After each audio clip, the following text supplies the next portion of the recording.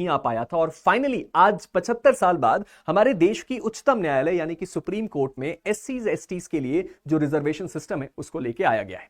क्या है ये पूरा मामला, अगर इसको डिटेल में समझने की कोशिश करें तो सुप्रीम कोर्ट में सबसे पहली बार ये चीज हुई है उसके पूरे इतिहास में, जब सुप्रीम कोर्ट के अंदर जो आपका रिजर्वेशन है शेड्यूल कास्ट और शेड्यूल ट्राइब का, वो डायरेक्ट रिक्रूटमेंट और प्रमोशन में दिया जाएगा। लेकिन इस बात को बहुत अच्छे से समझ लीजिए, क्योंकि बहुत सारे लोग इस इंफॉर्मेशन को मिस इंफॉर्मेशन की तरह कैरी करने के बाद ये बात बोल रहे हैं कि जजेस के अपॉइंटमेंट में रिजर्वेशन सिस्टम सही नहीं है। तो मैं आपको ये बात अभी से बता दूं कि सुप्रीम कोर्ट में जजेस की नियुक्ति पे ये जो आपका रिजर्वेशन है वो नहीं है, बल्कि नॉन जुडिशियल स्टाफ के ऊपर ये जो रिजर्वेशन है वो अप्लाई होगा। अब इसके बारे में कुछ और भी बहुत इंपॉर्टेंट चीजें हैं जो आपको ऑब्जर्व करना जरूरी है, जैसे कि ये रिजर्वेशन सिस्टम 75 साल बाद अभी क्यों आया, इसको इंप्लीमेंट कैसे किया गया और ये काम कैसे करेगा। इन तीनों चीजों के बारे में एक बार जरा डिटेल में समझने की कोशिश करते हैं।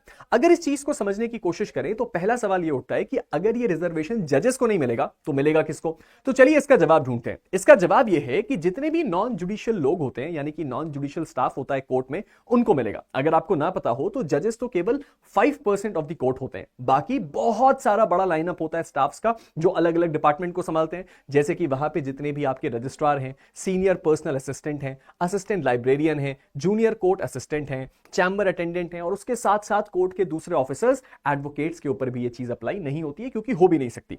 अब यहां पे जजेस को क्लियरली क्या कर दिया गया, इसमें इंक्लूड नहीं किया गया, क्योंकि डेफिनेटली ना ही ये कोर्ट के एम्बिट में है, और उसके साथ ही साथ ये जो है बहुत बड़ी कंट्रोवर्शियल चीज भी हो जाएगी, क्योंकि कलीजियम सिस्टम के पास ये पावर भी नहीं है। चलिए आगे बढ़ते हैं और समझने की कोशिश करते हैं। अब यहां पे जो आपका रिजर्वेशन कोटा है वो कितना मिलेगा उसको भी ऑब्जर्व करना जरूरी है। जैसा कि मैंने आपको वीडियो की शुरुआत में ही बताया कि ये जो पर्टिकुलर रिजर्वेशन है ये केवल शेड्यूल कास्ट और शेड्यूल ट्राइब को ही मिलेगा, प्रमोशन में भी मिलेगा और जो रिक्रूटमेंट है उसमें भी मिलेगा। तो सेंट्रल गवर्नमेंट के जो नॉर्म्स हैं, स्टैंडर्ड उन्हीं नॉर्म्स को फॉलो किया गया है। शेड्यूल कास्ट के लिए 15% का जो रिजर्वेशन है और शेड्यूल ट्राइब के लिए 7.5% का जो रिजर्वेशन है वो रखा गया है, और ये अप्लाई होगा प्रमोशंस में, जो कि कोर्ट में सबसे पहली बार अब किया गया है। तो प्रमोशन के लिए सबसे ज्यादा मोस्ट इंपॉर्टेंटली है, रिक्रूटमेंट के लिए कुछ अलग रूल्स थे, लेकिन प्रमोशन में ये रिजर्वेशन एग्जिस्ट नहीं करता था, जो कि अब फाइनली एग्जिस्ट करता है। इसके साथ ही साथ जो सीजेआई गवाई साहब जिन्होंने इस फैसले को लिया, उन्होंने जो क्या स्टेटमेंट में कहा वो भी ऑब्जर्व करना जरूरी है।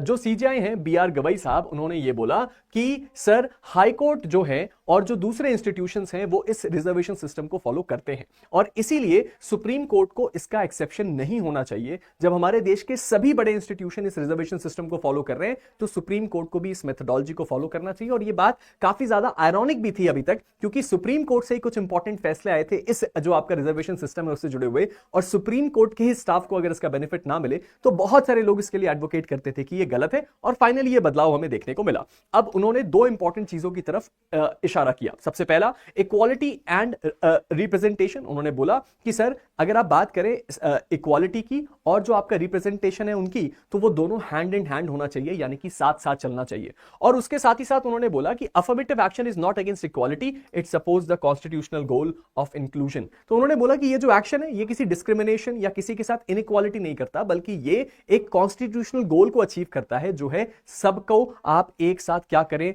ग्रोथ करें और सबका इंक्लूजन हो हमारे देश की सोसाइटी और कम्युनिटी में। अब ये जो पूरा का पूरा सिस्टम है, ये जो नए रूल्स हैं, ये कब से लागू हुए? तो ये जो पूरे के पूरे रूल्स हैं, ये सर्कुलर था जून 2024 का, जिसको रिसेंटली अपलोड किया गया, तब से ये इफेक्टिव हो गया। और उसके साथ ही साथ मॉडल रिजर्वेशन रोस्टर जो है और वो जो आपका रजिस्टर है उसको इंप्रूव किया गया है, उसको अमेंड किया गया है, और ये जो नए रूल्स हैं ये पब्लिश हो चुके हैं। साथ ही साथ ये भी बोला गया है कि कोई भी ऐसा एम्प्लॉय जो कि क्या करना चाहता है, किसी डिस्क्रिपेंसी को, किसी डिस्टर्बेंस को, किसी प्रॉब्लम को रिपोर्ट करना चाहता है, तो वो जो रजिस्ट्रार रिक्रूटमेंट है उनके पास गिवन टाइम में जाके अपनी जो भी अर्जी है वो लगा सकते हैं। तो फाइनली ये रूल अब सुप्रीम कोर्ट में आ चुका है और सुप्रीम कोर्ट में ये चीज इफेक्टिव हो चुकी है। सुप्रीम कोर्ट के दो इंपॉर्टेंट जजमेंट जो सभी जुडिशरी एस्पिरेंट को रेफर करने चाहिए इस पर्टिकुलर केस के साथ, वो है सबसे पहले 2006 का एम नागराज केस, जहां पे सुप्रीम कोर्ट ने अलाउ किया था कि प्रमोशंस में रिजर्वेशन हो सकता है, लेकिन उसमें उन्होंने स्ट्रिक्ट कंडीशंस को इंपोज किया था, जैसे कि आपके पास डेटा होना चाहिए बैकवर्डनेस का, और उसके साथ ही साथ जो आपका रिप्रेजेंटेशन का और बाकी चीजें।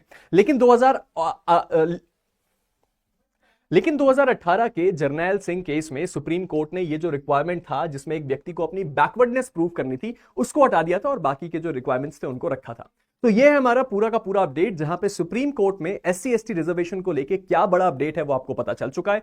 आपका इस बारे में क्या ओपिनियन, आप नीचे कमेंट सेक्शन में जरूर बताइएगा। सबसे इंपॉर्टेंट चीज जो बताइएगा वो ये है कि आपको क्या लगता है अभी तक ये रिजर्वेशन सिस्टम क्यों नहीं आया और अब क्यों आया। इन सारी चीजों के बारे में हम डिस्कशन करेंगे किसी और वीडियो में, लेकिन अभी आपसे विदा लेते हैं और विदा लेने से पहले